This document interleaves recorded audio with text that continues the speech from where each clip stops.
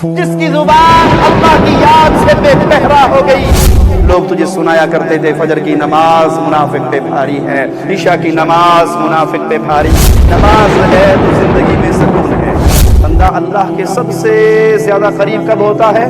جب وہ سجدے میں ہوتا ہے. اس کو زندگی میں سکون چاہیے، وہ اللہ کی طرف لوٹے، وہ ان سجدوں کی دعاؤں کی طرف آئے، وہ اللہ سے مدد مانگے نماز کے ذریعے اور صبر کے ذریعے. پہلی مرتبہ ہمارے چینل پر تشریف لائے ہیں پلیز سبسکرائب کر لیجئے. ومن اعرض عن ذکری، جو میرے ذکر سے غافل ہو گیا، جو اللہ کی یاد سے غافل ہو گیا، جو دین اسلام سے غافل ہو گیا، جو لا الہ الا اللہ سے غافل ہو گیا، جو ایمانیات سے غافل ہو گیا، جس کی زبان اللہ کی یاد سے بے بہرا ہو گئی، نتیجہ کیا نکلے گا؟ فَإِنَّ لَهُ مَعِيشَةً ضَنْكًا، ہم اس کی زندگی کو تنگی میں ڈال دیں گے. فراخی ہونے کے باوجود، دنیا کے بعد وسائل ہونے کے باوجود وہ گھٹن میں مرے گا، وہ ٹینشن میں رہے گا، وہ غم میں ہوگا. کیوں؟ سکون دینے والا اللہ تھا اور اس کی اللہ سے دوستی نہیں رہی. قیامت کے دن یہ اندھا ہو کے آئے گا جس نے اس دنیا کے اندر خالق کو بھلا دیا، مالک کو بھلا دیا، دنیا میں آنے کے مقصد کو بھلا دیا. اس کی آنکھیں نہ ہوں گی. پیارے بھائیو، یہ زندگی ہمیشہ کی نہیں ہے. یہ زندگی بڑی جلدی ختم ہو جانے والی ہے. یہ زندگی بہت جلدی ساتھ چھوڑ دینے والی ہے. اور وہ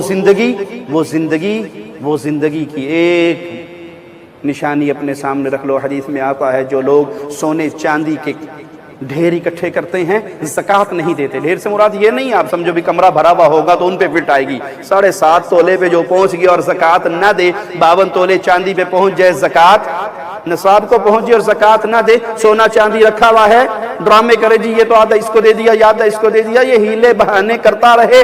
خالق کے سامنے کسی کا ہیلا بہانا، اس کو جہنم کی تختیاں بنا کر اور جہنم کی آگ پہ گرم کر کے اس کو سے سیکا جائے گا. جب وہ تختیاں ٹھنڈی ہونے لگے گی، خالق جہنم کی آگ میں اسے مزید گرم کر کے پھر اس کی سکائی ہوگی، یہاں تک کہ لوگ حساب و کتاب میں لگے رہیں گے اور اس کو یہ عذاب ملتا رہے گا. اور 50,000 سال لمبا وہ ایک دن ہوگا.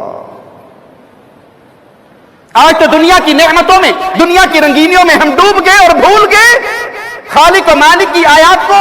اور کوئی اگر یاد کروائے بھی، ارے بھائی یہ حقوق ہیں، یہ فرائض ہیں، اٹھ کے مسجد میں آیا، اللہ بڑا غفور الرحیم ہے، اللہ بڑا غفور الرحیم. اللہ غفور الرحیم ہے، کوئی شک نہیں. وہ قہار بھی ہے، وہ جبار بھی ہے، وہ ذو انتقام بھی ہے. اس کی رحمت ہے، اس نے ہم تک دین کو پہنچا دیا. اور اگر ہم نے نہ مانا، ہم اس کی طرف لوٹ کر نہ آئے تو پھر قیامت کے دن اندھا کر کے اٹھایا جائے گا. قال ربی لما حشرتنی اعما، اللہ مجھے اندھا کیوں کیا؟ وقد كنت بصيرا، میری تو آنکھیں تھی، میں دنیا میں دیکھا کرتا تھا، میں آنکھوں والا تھا، میں بصارت والا تھا، آج میں اندھا ہوں. جواب سنیے میرے پیارے بھائی، جواب سنیے. لیکن یہ جواب آج میں نے اور آپ نے غور کیا تو فائدہ مند ہوگا. خود ہی دیکھ لیں گے، آپ پہ دیکھی جائے گی، جو ہوگا دیکھا جائے گا. اللہ تو نے مجھے اندھا کر کے اٹھایا، وقد كنت بصيرا، میری تو آنکھیں تھی، میں دیکھنے والا تھا. مالک کا جواب سنیے، قال كذلك اتتك آياتنا فنسيتها. ہاں بندے، جس طرح آج تو اندھا ہو کے اٹھا ہے، تجھے بڑی غم اور دکھ لگا ہوا ہے، اسی طرح تیرے پاس ہماری نشانیاں آیا کرتی تھی.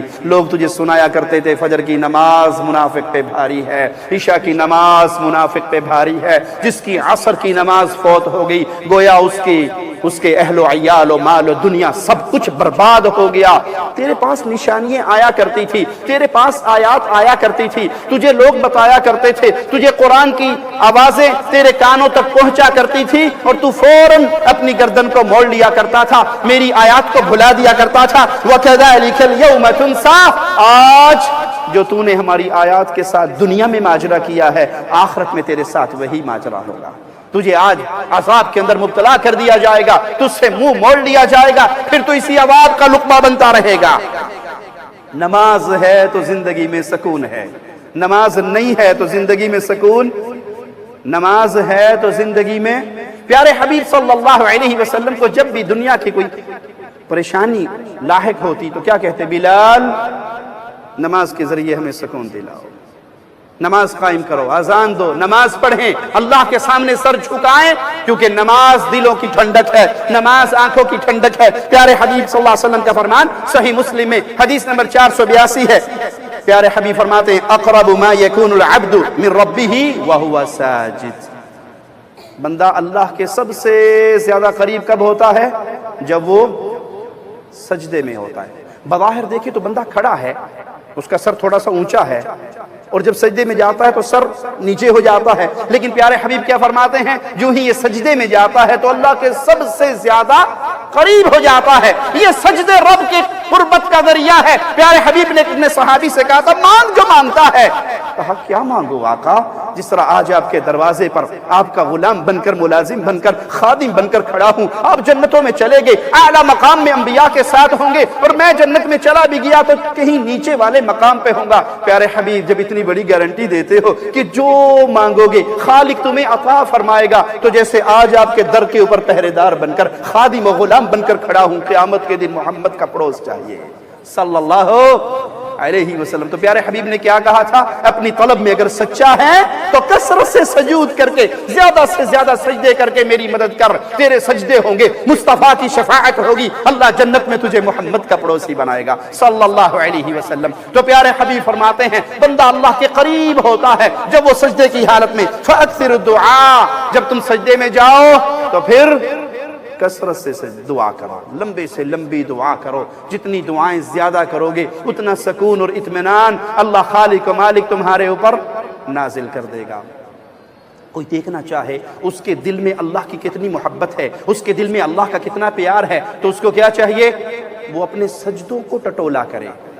اگر تو سجدہ نا سبحان اللہ سبحان اللہ سبحان اللہ اللہ اکبر سبحان اللہ سبحان اللہ سبحان اللہ اکبر, تو سمجھ لو اس دل میں رب کی محبت. سبحان ربی الاعلی, سبحان ربی الاعلی, سبحان ربی الاعلی 3 دفعہ کہا, فرض ادا ہو گیا. لیکن دل میں محبت رب کی جتنی ہوگی سجدے اتنے لمبے ہوں گے. کیوں؟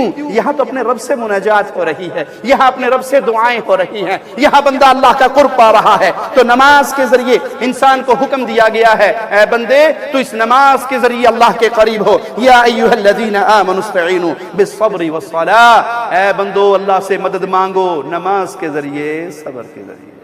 سیدنا علی رضی اللہ عنہ فرماتے ہیں میں جنگ کے موقع پہ میدان جنگ سے پیچھے ہٹتا ہوں یہ دیکھنے کے لیے کہ پیارے حبیب کس حال میں ہے, ان کو دیکھ کر تو آؤں. دیکھا تو اللہ کے نبی سجدے میں ہے, اور آپ کی زبان پہ جو دعا ہے, آپ کی زبان پہ جو دعا, یا حی یا قیوم برحمتک نستغیث, یا حی یا قیوم.